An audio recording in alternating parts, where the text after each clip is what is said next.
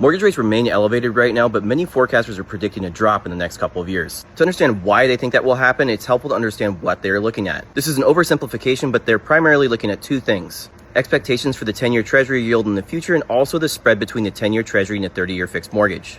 Mortgage rates tend to move in the same direction as long-term treasuries, specifically the 10-year. What's currently driving the 10-year treasury yield is expectations for inflation going forward, but also whether or not people believe we'll enter a recession. If we were to enter a recession, historically speaking, the 10-year treasury yield should drop and mortgage rates should drop with it. But even forecasters who believe the 10-year treasury yield will remain elevated also believe that mortgage rates will drop in the near future, which brings us to the expectation of what will happen to the spread between the 10-year treasury yield and a 30-year fixed mortgage. Historically speaking, 30-year fixed mortgage rates are 1.75% to 2% higher than the 10-year treasury yield.